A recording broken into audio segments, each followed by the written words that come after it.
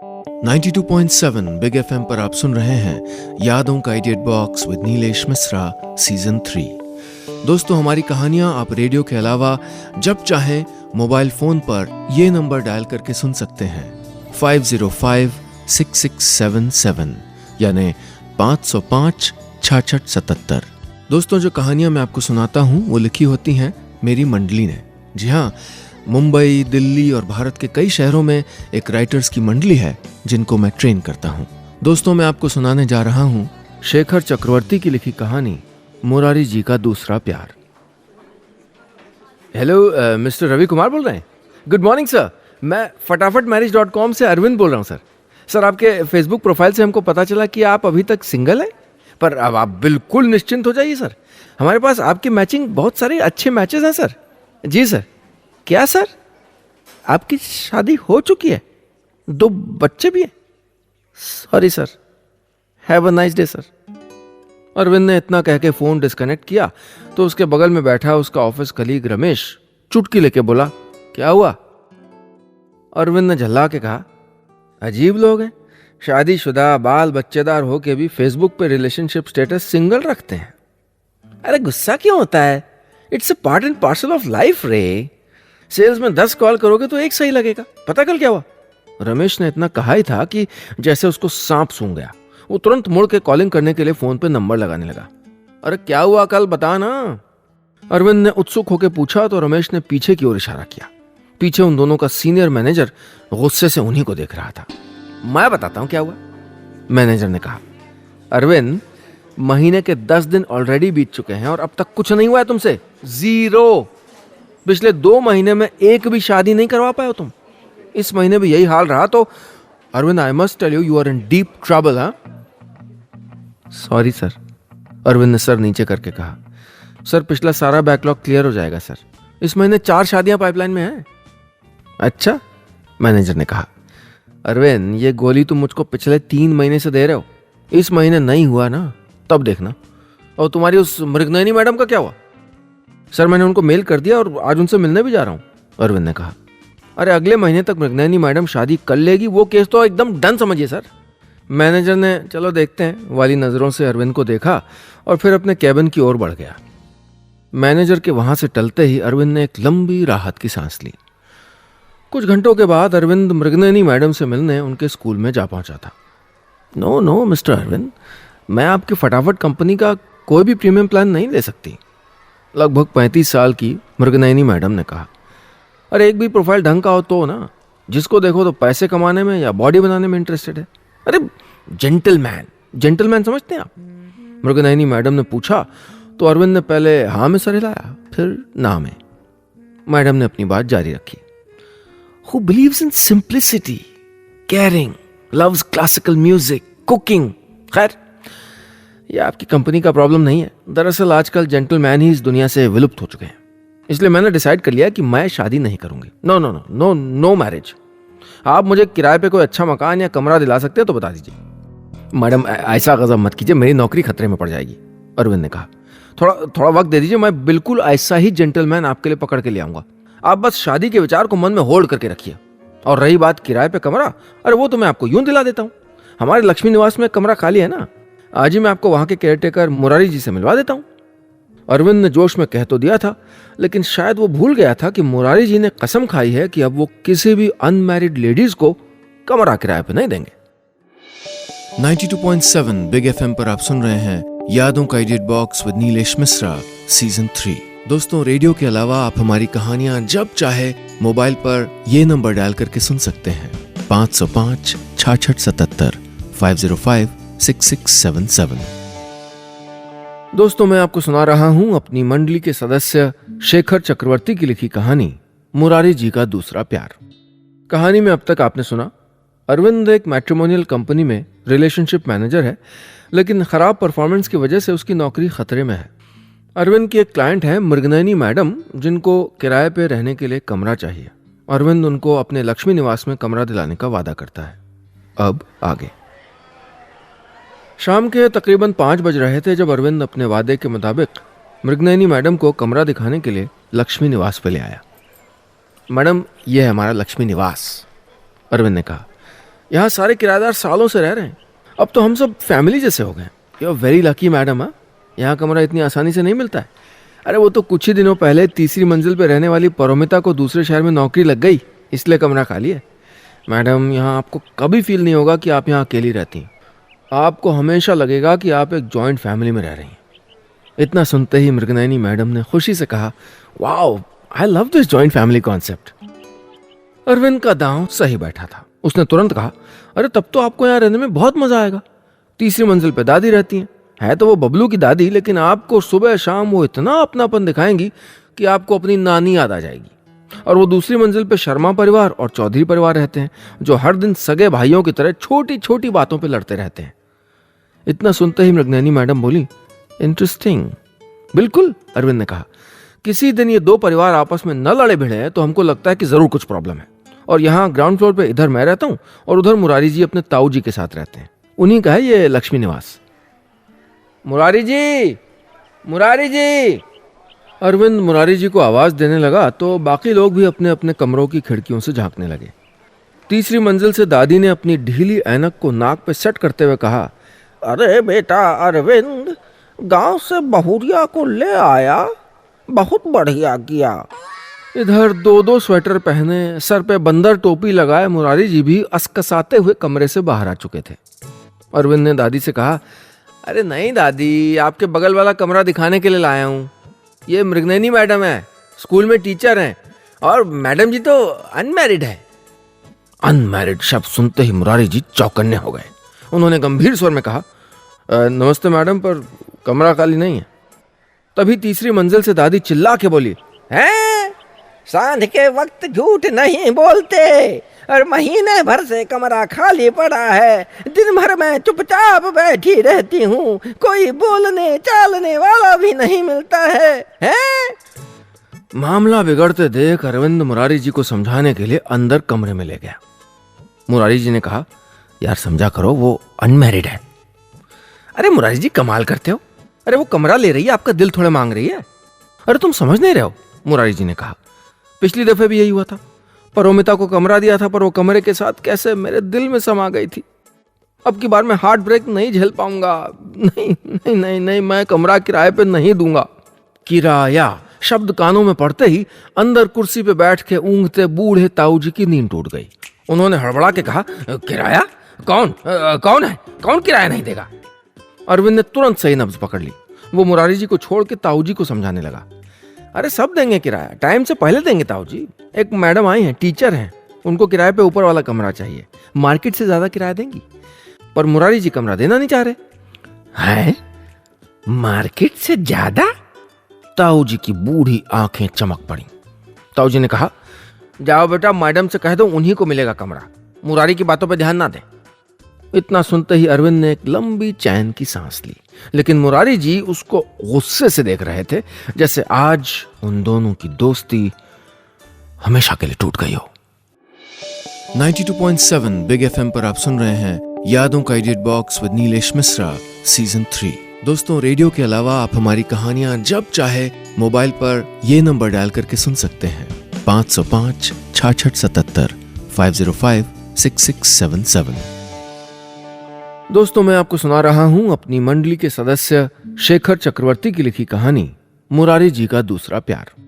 इस कहानी में अब तक आपने सुना, अरविंद एक मैट्रिमोनियल कंपनी में रिलेशनशिप मैनेजर है। उसकी एक क्लाइंट है मृगनयनी मैडम, जिनको किराए पे कमरा चाहिए। अरविंद उसको अपने लक्ष्मी निवास पे कमरा दिखाने ले जाता है, लेकिन लक्ष्मी निवास के केयरटेकर मुरारी जी अविवाहित यानी अनमैरिड लड़कियों को कमरा किराए पे नहीं देना चाहते, लेकिन अंततः बिल्डिंग के मालिक ताऊ जी उनको कमरा दे देते हैं। अब आगे। इधर कमरे के अंदर जब किसी अनमैरिड को फिर से कमरा किराए पे देना चाहिए या नहीं, इस विषय को लेकर मुरारी जी और अरविंद आपस में भिड़ रहे थे, तब बाहर लक्ष्मी निवास की सारी औरतें दादी को छोड़ के मृगनयनी मैडम के साथ इंट्रोडक्शन खेलने आंगन में पहुंच गई थी। दादी की कमर का दर्द थोड़ा बढ़ा हुआ था, सो वो अभी तक एक एक करके सीढ़ी ही उतर रही थी। शर्मा जी की पत्नी ने पूछा, आप अभी तक अनमैरिड हैं? जी, मृगनयनी मैडम ने कहा, अभी तक ऐसा कोई मन लायक मिला नहीं। बहुत बढ़िया बहन। शर्मा जी की पत्नी भावुक हो उठी। उन्होंने कहा, हम औरतों को भी अपने हिसाब से अपनी जिंदगी जीने का पूरा हक है ना? बिल्कुल। बगल में खड़ी चौधरी जी की पत्नी हामी भरते हुए इस विषय पे जोरदार कुछ बोलने ही वाली थी कि तभी दादी सीढ़ियों से उतरकर आंगन में पहुंच चुकी थी। मृगनयनी, वाह कितना सुंदर नाम है। मृग नयनी, मेरी बड़ी गोतनी की मंझली बेटी का नाम भी मृगनयनी है। गोरखपुर वाली, एक बार तो आई थी यहाँ, तुम लोग तो मिली हो। हाँ हाँ हाँ, सभी ने इतना कह के दादी की बात को खत्म करना चाहा, पर दादी तो अभी शुरू ही हुई थी। हालांकि अरविंद ने शुरू में ही बता दिया था, फिर भी दादी ने पूछा, क्या काम करती हो बेटी? जी मैं स्कूल में टीचर हूँ। अच्छा टीचर हो, फिर तो बच्चों को पढ़ाती भी होगी। तभी शर्मा जी की पत्नी बोली, दादी मृगनयनी जी ऐसे वैसी टीचर नहीं, अंग्रेजी की टीचर हैं।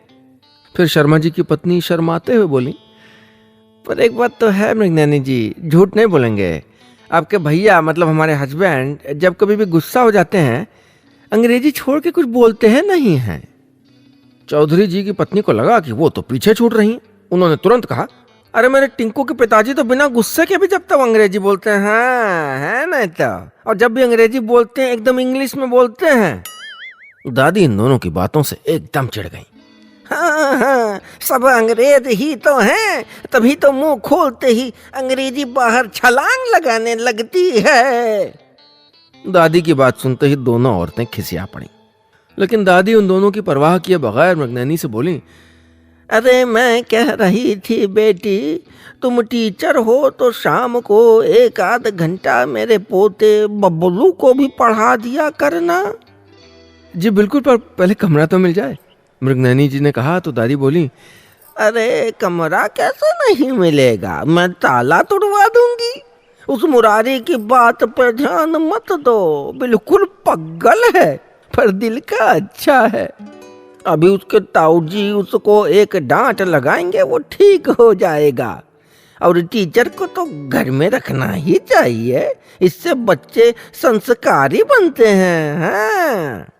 इतना सुन के मृगनयनी जी ने दादी जी से पूछा, कौन क्लास में है आपका बबलू? क्लास में नहीं, अभी वो 3 साल का है, पर होशियार बहुत है। अंग्रेजी में ABCD ऐसा तक बोल लेता है।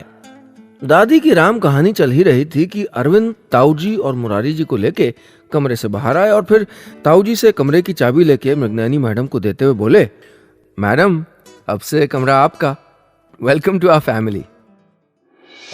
92.7 बिग एफएम पर आप सुन रहे हैं यादों का idiot box with Neelesh Mishra season 3। दोस्तों, रेडियो के अलावा आप हमारी कहानियां जब चाहे मोबाइल पर ये नंबर डायल करके सुन सकते हैं, 505 6677 505 6677। दोस्तों, मैं आपको सुना रहा हूं अपनी मंडली के सदस्य शेखर चक्रवर्ती की लिखी कहानी मुरारी जी का दूसरा प्यार। इस कहानी में अब तक आपने सुना, अरविंद एक मैट्रिमोनियल कंपनी में रिलेशनशिप मैनेजर है। वो अपनी क्लाइंट मृगनयनी मैडम को किराए पे कमरा दिलाने के लिए उनको लक्ष्मी निवास ले आता है।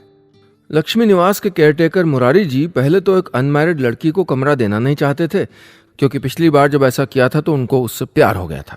लेकिन अंत में ताऊ जी के कहने पे उनको कमरा देना पड़ता है। अब आगे। उस रात मुरारी जी को नींद नहीं आ रही थी। वो काफी दुखी जो थे। बगल के बिस्तर पे खर्राटे भरते उनके ताऊ जी को देख के वो मन ही मन कह रहे थे, पैसा ही सब है? आपके लिए तो इस दुनिया में पैसा ही सब है ना ताऊ जी? मुरारी जी के अंतर्मन से उठते सवालों से अनजान ताऊ जी एक लय में खर्राटे भरे जा रहे थे।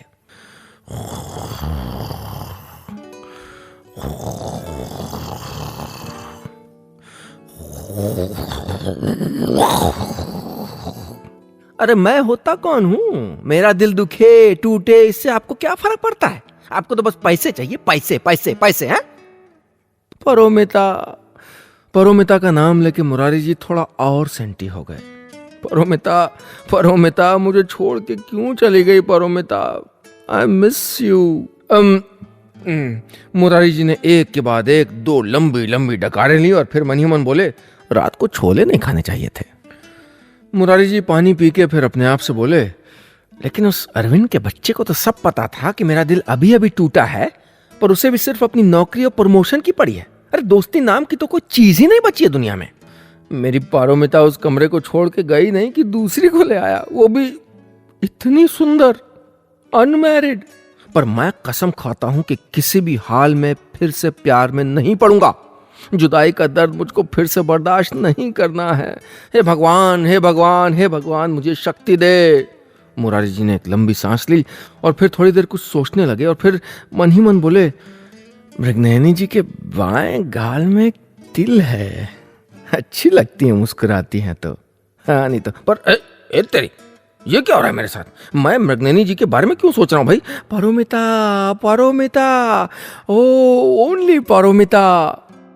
मुरारी जी ज्यादा नहीं तो इतना तो जरूर समझ रहे थे कि आज जो इतने परेशान हैं उसके पीछे एकमात्र कारण है अरविंद, और उनको परेशानी के इस बीच समंदर में छोड़ के वो खुद मजे से सो रहा है।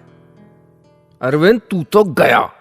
मुरारी जी गुस्से में ताऊ जी की छड़ी उठा के तिल मिलाते हुए रात के अंधेरे में अरविंद के कमरे की ओर बढ़ने लगे। खिड़की के सामने पहुंचते ही कमरे के अंदर से अरविंद की आवाज आई, मुरारी जी दरवाजे से आइए ना, मैं चाय बना रहा हूं। मुरारी जी अवाक रह गए, तुम्हें कैसे पता चला मैं आने वाला? अरविंद ने कहा, अरे पिछली दफे भी आपने यही किया था। कुछ देर बाद मुरारी जी की सारी परेशानी सुन के और अपनी नींद को भगा के अरविंद ने कहा, मुरारी जी आप ना बहुत सोचते हैं, इतना मत सोचिए। अरे अगर प्यार आ रहा है तो आने दीजिए ना। इस पे मुरारी जी ने हिचकिचाते हुए कहा, पर पारोमिता को गए तो 1 महीना भी नहीं हुआ, इतनी जल्दी फिर से प्यार? अरविंद ने कहा, ये सब ऊपर वाले की मर्जी है। आपको क्या लगता है आप प्यार कर रहे हैं? नहीं, आपसे प्यार करवाया जा रहा है। आप सोच रहे हैं मैं लेके आया उस मृगनयनी मैडम को? नहीं, मैं नहीं, ऊपर वाले ने भेजा है उनको आपके लिए। पता है मैडम क्या कह रही थी? क्या क्या क्या क्या क्या कह रही थी? कह रही थी वो शादी कभी नहीं करेंगी। क्यों क्यों नहीं करेंगी? अरविंद ने एक लंबी सांस खींच के कहा, जेंटलमैन। जेंटलमैन समझते हैं आप? जिनको सिर्फ पैसों से नहीं शास्त्रीय संगीत से प्यार हो, बॉडी नहीं बनाता हो, खाना बनाता हो। अरे ऐसे जेंटलमैन को ढूंढते ढूंढते थक गई है मैडम। पर मैं जानता हूं कि ऊपर वाले ने क्यों उनको आपकी चौखट तक पहुंचाया है। क्योंकि आप हैं, आप नीचे से लेके ऊपर तक, ऊपर से लेके नीचे तक, लेफ्ट से लेके राइट तक, राइट से लेके सेंटर तक एक सच्चे जेंटलमैन। इतना सुनते ही मुरारी जी ने अपनी आंखें मूंद ली और फिर मन ही मन बोले, पारोमिता मुझको माफ करना, मैं बेवफा नहीं हूं, मैं बेवफा नहीं हूं, ये सब तो ऊपर वाले की मर्जी है रे। 92.7 बिग एफएम पर आप सुन रहे हैं यादों का idiot box with Neelesh Mishra season 3। दोस्तों रेडियो के अलावा आप हमारी कहानियां जब चाहे मोबाइल पर ये नंबर डायल करके सुन सकते हैं, 505 6677 505 6677।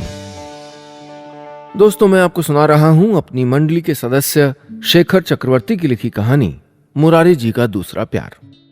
इस कहानी में अब तक आपने सुना, मुरारी जी अपने लक्ष्मी निवास में फिर से किसी अनमैरिड लड़की को कमरा किराए पे नहीं देना चाहते थे, लेकिन अरविंद और ताऊ जी के कहने पे उन्हें मृगनयनी मैडम को कमरा किराए पे देना पड़ता है। और फिर उनके साथ वही होता है जिसका उनको डर था। मुरारी जी न चाहते हुए भी मृगनयनी मैडम से एक तरफा इश्क कर बैठते हैं। अब आगे। मृगनयनी मैडम लक्ष्मी निवास के उस कमरे में अब शिफ्ट हो चुकी थी। इधर मुरारी जी भी पहले दिन से ही मृगनयनी मैडम के सामने अपने आप को सच्चा जेंटलमैन साबित करने में कोई कसर नहीं छोड़ रहे थे। उनका मानना था कि जब ऊपर वाले ने उनको किसी खास काम के लिए चुना है तो उनको पूरी लगन और निष्ठा से उस काम को करना चाहिए, वरना ऊपर वाला कभी भी नाराज हो सकता है ना। सो अगले दिन मुरारी जी सबसे पहले बाजार गए और एक पुराना हारमोनियम खरीद के ले आए। एक तो नए हारमोनियम की कीमत काफी ज्यादा थी और उसके बावजूद भी उससे सिर्फ 7 ही सुर निकलते थे। सो मुरारी जी ने अपनी बुद्धिमत्ता का परिचय देते हुए पुराना वाला हारमोनियम चुना, जिसके ऊपर लिखा था, ईश्वर दयालु है, तू 1 रुपया देगा, वो तुझे 10 रुपया देगा। फिर क्या था, मुरारी जी हारमोनियम लेके रियाज करने लग गए। हाँ, ये और बात थी कि मुरारी जी तो क्या, मुरारी जी की 7 पुश्तों ने भी गाना कभी बाथरूम के अंदर भी नहीं गाया था। लेकिन मुरारी जी को पूरा विश्वास था कि अगर ऊपर वाले ने उनको चुना है तो ऊपर वाले ने उनके अंदर ये कला भी जरूर दी होगी, बस थोड़ा रियाज करने की जरूरत है। सो सुबह सुबह वो सूरज के उठने से पहले उठ जाते और हारमोनियम अपने गले में लटका के रियाज शुरू कर देते। सा रे गा। माँ तक पहुंचने से पहले ही लक्ष्मी निवास के छज्जों में रहने वाले सारे कबूतर एक साथ उड़ के कहीं भाग जाते। लक्ष्मी निवास में रहने वाले कबूतरों के पास तो पंख थे, लेकिन वहां रहने वाले लोगों के साथ ऊपर वाले ने नाइंसाफी की थी। उनके पास पंख नहीं थे। उन लोगों के पास सुबह सुबह मुरारी जी का क्लासिकल आलाप सुनने और गुस्से में अपने दांत किटकिटाने के अलावा और कोई चारा नहीं था। एक सुबह दादी अपने बिस्तर पे लेटे लेटे बोली, जरूर इसके ऊपर जिन्न का साया पड़ा है, मुरारी ऐसा तो नहीं था, हैं? दादी के बगल में लेटे उसके पोते बबलू ने कहा, दादी ये जिन्न क्या होता है? दादी ने कहा, बहुत बुरी चीज होती है बेटा, एक बार उसका साया पड़ जाए तो यही मुरारी जैसा ही हाल होता है। नीचे से मुरारी जी की आवाज आ रही थी, सा सा सा सा सा, सा नी नी नी नी। बबलू डर गया, वो दादी से कस के चिपक गया। मुरारी जी इधर जेंटलमैन के दूसरे पैरामीटर यानी कुकिंग पे भी काफी ध्यान दे रहे थे। वो रोज दोपहर को अपने ताऊ जी से लड़ झगड़ के कुकिंग प्रोग्राम देखने बैठ जाते और अपनी डायरी में सारी रेसिपीज नोट करने लग जाते। धीरे धीरे डायरी के पन्ने भरते जा रहे थे। मृगनयनी जी जैसे ही सुबह स्कूल जाने के लिए सीढ़ियों से उतरती, मुरारी जी जोर जोर से बोलने लगते, ताऊ जी आज नाश्ते में क्या लेंगे? गोभी के पराठे बना दूं या छोले भटूरे खाएंगे? और सुनिए, दोपहर को मटर पनीर और कटहल कोफ्ता बना रहा हूं, और हाँ, बूंदी का रायता भी। इधर ताऊ जी को यह चक्कर कुछ समझ नहीं आ रहा था। रोज सुबह खाने के मेन्यू में आइटम तो सारे गिना दिए जाते, पर खाते टाइम मिलती वही रोज की दाल, रोटी, खिचड़ी। ताऊ जी खाते वक्त एक दिन खिसिया के बोले, अरे रोज यही खिचड़ी खिलाना है तो सुबह सुबह पुलाव मटर पनीर की नौटंकी काहे करते हो रे? मुरारी जी उस वक्त जैसे कोई सपना देख रहे हों। वो बोले, बनाएंगे ताऊ जी, बनाएंगे, रोज बनाया करेंगे, एक दिन आपको भी बुलाएंगे हमारे घर। उस शाम मुरारी जी अपने हारमोनियम के साथ रियाज कर रहे थे, तभी मृगनयनी मैडम दरवाजे पे आईं और मुस्कुरा के बोली, मुरारी जी आपसे एक मदद चाहिए थी। जी? कल सुबह आप मुझको कटहल कोफ्ता बनाना सिखाएंगे please? And I must tell you, I am really impressed. आपको कितना कुछ बनाना आता है। मृगनयनी जी के मुंह से तारीफ सुनते ही मुरारी को ऐसा लगा जैसे चारों तरफ शहनाई बज रही हो। 92.7 बिग एफएम पर आप सुन रहे हैं यादों का idiot box with Neelesh Mishra season 3। दोस्तों, रेडियो के अलावा आप हमारी कहानियां जब चाहे मोबाइल पर ये नंबर डायल करके सुन सकते हैं, 505 6677 505 6677। दोस्तों, मैं आपको सुना रहा हूं अपनी मंडली के सदस्य शेखर चक्रवर्ती की लिखी कहानी मुरारी जी का दूसरा प्यार। इस कहानी में अब तक आपने सुना किराए पे कमरा लेके मृगनयनी मैडम लक्ष्मी निवास में रहने आ चुकी हैं। इधर मुरारी जी को एक बार दिल तोड़ लेने के बाद फिर से प्यार हो रहा है। वो मृगनयनी मैडम से एक तरफा इश्क कर बैठते हैं और उनको इंप्रेस करने के लिए तरह तरह के हथकंडे अपनाने में लगे हैं। अब आगे। I am impressed. क्या बोली? आई एम इम्प्रेस्ड, अरविंद ने एक्साइटेड होकर कहा तो मुरारी जी शर्माते हुए बोले, हाँ। दरअसल उस रात मुरारी जी से रहा नहीं गया। वो अपनी खुशी बांटने के लिए रात को अरविंद के कमरे में गए और मृगनयनी जी से हुई उनकी सारी बातें उसको बताने लगे। क्या बात है, इम्प्रेस्ड? और लड़की बोल रही है इम्प्रेस्ड। इसका मतलब समझते मुरारी जी? अरविंद ने कहा तो मुरारी जी शर्म से लाल होने लगे। अरविंद ने मुरारी जी के दोनों गालों को किसी छोटे बच्चे के गाल की तरह कुची कुची कुची दबाते हुए कहा, अरे दूल्हे राजा, अभी से इतना शर्मा रहे हैं? मुरारी जी तो एकदम लजा गए। अरे क्या तुम भी, हट। और लिख लीजिए आप, अरविंद ने कहा।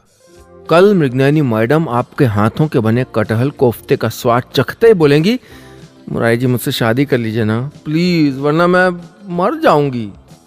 इतना सुनते ही मुरारी जी के पूरे तन बदन में गुदगुदी सी होने लगी। वो लजाते हुए बोले, क्या तुम भी एकदम मतलब हट। अरे आपको मजाक लग रहा है? अगर नहीं बोली ना तो नाम बदल दीजिएगा मेरा। अरविंद नहीं, चोंगू, हाँ चोंगू प्रसाद बुलाइएगा हमको। I will not mind. अरे हम फटाफट मैरिज.com कंपनी में यूं ही रिलेशनशिप मैनेजर नहीं है, यूं फटाफट शादियां। अरविंद कहते कहते एकदम से रुक गया। उसकी आंखों में एक्साइटमेंट की जगह अब डर हावी होने लगा था। मुरारी जी ने पूछा, अरे क्या हुआ भाई, क्या हो गया? अरविंद ने बड़े ही उदास स्वर में कहा, मुरारी जी ये महीना भी खत्म होने को है और इस बार भी मेरा टारगेट पूरा नहीं हुआ है। लगता है मेरी नौकरी चली जाएगी, बॉस मुझको कंपनी से निकाल देगा। अरे ऐसे कैसे तुम्हारी नौकरी चली जाएगी? मुरारी जी ने कहा, मैं कराता हूं तुम्हारा टारगेट पूरा। अरे तुम मेरा घर बसा रहे हो, मैं खड़े खड़े तुम्हारा घर उजड़ता हुआ देखूं? नहीं। पर कैसे? अरविंद ने पूछा। अरे सिंपल है, जिनको आपस में शादी ऑलरेडी करनी होती है उनको पकड़ो, और ऐसे लोग कहां मिलते हैं? गार्डन में, झील के किनारे। सुनो, कल हम दोनों सेंट्रल पार्क चलेंगे, वहां पकड़ेंगे सबको, बहुत क्लाइंट मिलेंगे वहां पे। मुरारी जी का आइडिया सुनते ही अरविंद की आंखें चमक पड़ी। मुरारी जी ने कहा, चलो मैं अब चलता हूं, मुझको कटहल कोफ्ते की रेसिपी भी याद करनी है यार। कल दोपहर 2 बजे सेंट्रल पार्क के बाहर मिलते हैं। अगले दिन दोपहर को तय वक्त के अनुसार सेंट्रल पार्क के बाहर अरविंद अपने लैपटॉप के साथ मुरारी जी का इंतजार कर रहा था। अंदर पार्क में लगे बेंच और फाउंटेन के आसपास कई सारे प्रेमी जोड़े बैठे हुए थे, जिनको दूर से देख के मन ही मन अरविंद खुश हो रहा था, जैसे उसको कुबेर का खजाना हाथ लग गया हो। उसने मन ही मन कहा, इस बार तो प्रमोशन पक्की। थोड़ी देर में मुरारी जी भी वहीं पहुंच गए। मुरारी जी को देखते ही अरविंद ने उत्सुकता से पूछा, और मैडम जी क्या बोली? मुरारी जी ने ऐसा भाव दिखाया जैसे उनके लिए तो ये आम बात है। अरे क्या बोलेंगे, घर की बात है, थैंक यू बोलेंगे। ओहो थैंक यू। अरविंद ने चुटकी लेनी चाहिए तो मुरारी जी ने कहा, अरे चलो चलो, काम के टाइम मस्करी नहीं। थोड़ी देर में मुरारी जी और अरविंद पार्क के अंदर आम लोगों में से प्रेमी जोड़ों को ढूंढ ढूंढ के निकाल रहे थे। भाई साहब, बहन जी नमस्ते। आप लोग देखिए एक दूसरे से प्यार तो करते ही हैं, काफी टाइम से हम लोग देख रहे हैं, दिख ही रहा है, शादी भी करेंगे। दरअसल हम लोग फटाफट मैरिज.com से आए हैं। अरविंद अपने क्लाइंट को इम्प्रेस कर ही रहा था कि तभी मुरारी जी ने अरविंद को इशारा किया और अरविंद उस तरफ देखते ही चौंक पड़ा। ये तो मृगनयनी मैडम है। तब तक मृगनयनी मैडम भी उन लोगों को देख चुकी थी। अरे अरविंद, मुरारी जी, आप लोग यहाँ? उन लोगों को कुछ जवाब न देते देख मृगनयनी जी ने कहा, अरे इनसे मिलिए, यह है सुनील चैटर्जी, हम लोग जल्दी शादी करने वाले हैं। इतना सुनते ही मुरारी जी के दिल में एक जोरदार झटका हुआ। यह झटका डबल स्पीड से होने लगा जब उन्होंने गौर किया कि सुनील चैटर्जी के हाथ में उन्हीं का बनाया हुआ कटहल कोफ्ता है। मृगनयनी मैडम के वहां से जाते ही मुरारी जी गुस्से में चिल्लाए, चोंगू प्रसाद! बस इतनी सी थी यह कहानी।